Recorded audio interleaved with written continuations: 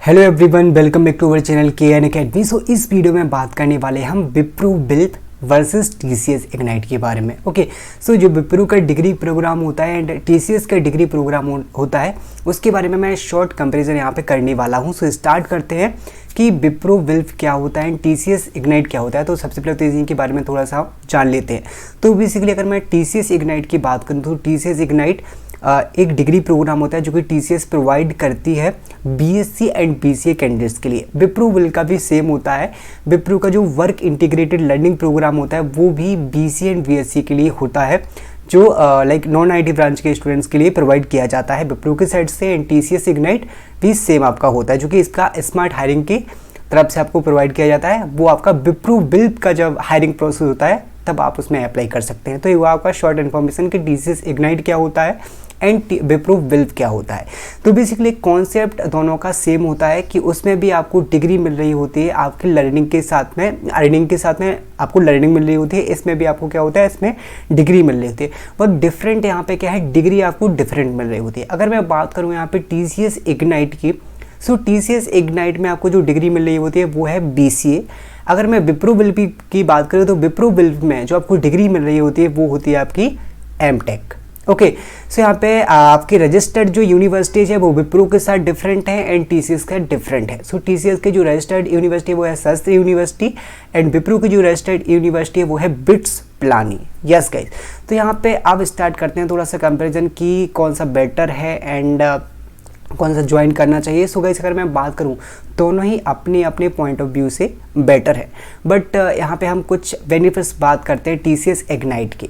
तो बेसिकली अगर TCS ignite की मैं बेनिफिट्स की बात करूं तो TCS अगर मैं देखूं लर्निंग की तरफ से, तो लर्निंग में जब भी आप TCS में ज्वाइन करते हैं तो जो MCA डिग्री होता है उसके साथ साथ जो आपकी ट्रेनिंग्स होती है उसमें आपको काफ़ी अच्छी टेक्नोलॉजी पर ट्रेन किया जाता है एंड ऑल्सो MCA में भी काफ़ी अच्छी लेवल की आपको ट्रेनिंग दी जाती है। लाइक आपको न्यू टेक्नोलॉजी पे वर्क किया जाएगा, सिखाई जाएंगी एंड प्रैक्टिकल इम्प्लीमेंटेशन भी कराया जाएगा। अगर मैं बात करूँ विप्रो बिल्प की, तो जैसे कि मैंने काफ़ी स्टूडेंट्स से डिस्कस भी किया है, काफ़ी जगह रिसर्च भी किया है, तो मैंने देखा है कि जो विप्रो ऐसे स्टूडेंट्स कहते हैं कि जो विप्रो का बिल्प का प्रोग्राम होता है, जो डिग्री होती है M.Tech की डिग्री होती है, तो वो उन्हीं टेक्नोलॉजी पे होती है। लाइक बेसिकली ओल्ड टेक्नोलॉजी पे आपका सब कुछ इम्प्लीमेंटेशन होता है, ओल्ड टेक्नोलॉजी आपको सिखाई जाती है।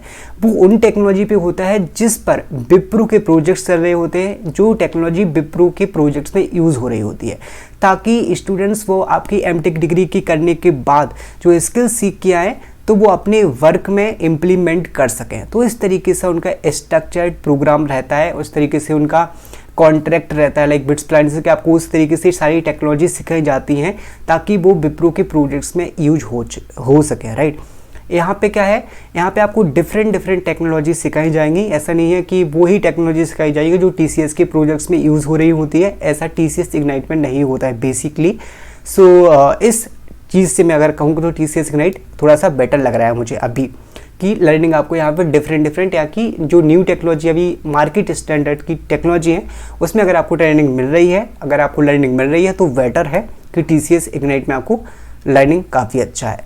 अगर मैं बात करूँ यहाँ पे डिग्री, यस, तो कहीं डिग्री क्या है कि चलो भले ही BSc एंड BCA के बाद आपको वहाँ से M.Tech डिग्री मिल रही है, जो कि काफ़ी अच्छी अपॉर्चुनिटी है BCA एंड BSc स्टूडेंट्स के लिए।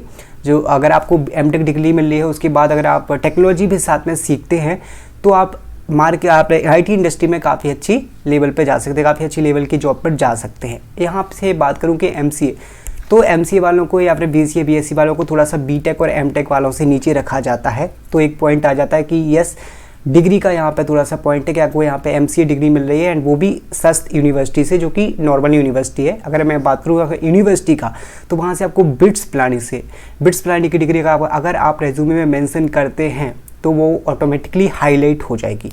बट यहाँ पे क्या है, कंपनी ब्रांड, अगर आप TCS का वर्क एक्सपीरियंस मेंशन करते हैं अपने रेज्यूमे में तो वो भी यहाँ पे आपका सबसे ज़्यादा हाईलाइट होगा, बिकॉज आपने TCS में वर्क किया है।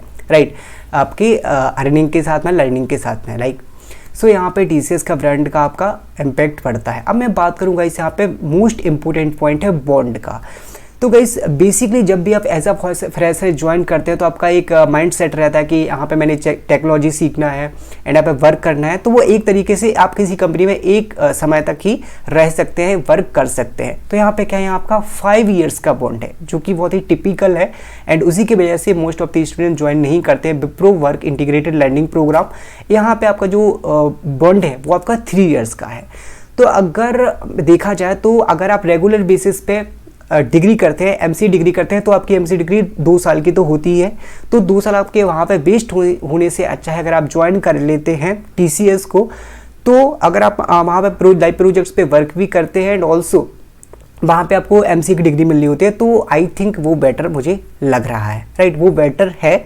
आई थिंक अगर आपको अच्छी अपॉर्चुनिटी चाहिए, अगर आप रेगुलर बेसिस से खुद के बेसिस पे आपका इतना बजट नहीं है कि डिग्री नहीं कर सकते हैं एमसीए की, तो आप एंड आपको लाइक ऐसा करना है कि आपको आगे जाके लाइक आफ्टर 2 ईयर्स और 3 ईयर्स कुछ और करना है, कुछ कहीं और जगह करना है, तो आप ऐसे बॉन्ड में नहीं बंधना चाहते हैं लाइक 5 ईयर्स और 4 ईयर्स, तो आप टीसीएस इग्नाइट को ज्वाइन कर सकते हैं एक शॉर्ट टर्म के बेसिस पे कि अगर आपको 2 साल की डिग्री मिल गई आपके बजट के अकॉर्डिंग, तो आप टीसीएस इग्नाइट को ज्वाइन कर सकते हैं एमसीए डिग्री के लिए। अगर मैं बात करूं कि अगर आपको ऐसा लग रहा है कि यस आप 5 ईयर्स या 4 ईयर्स एक कंपनी में कर सकते हैं, उसके बाद आप डिग्री का वेट कर सकते हैं 5 ईयर्स के बाद, तो आप डेफिनेटली विप्रो विल्प ज्वाइन कर सकते हैं, राइट। तो बिकॉज मेरा मेन इम्पैक्ट यही है कि उसमें 5 ईयर्स का बॉन्ड होता है, जिसकी वजह से most of the student join नहीं करते हैं। तो यहाँ पे बॉन्ड का सबसे बड़ा डिफरेंस है, क्योंकि टीसीएस इग्नाइट में आपका 3 ईयर्स का बॉन्ड है, यहाँ पे आपका 5 ईयर्स का बॉन्ड है।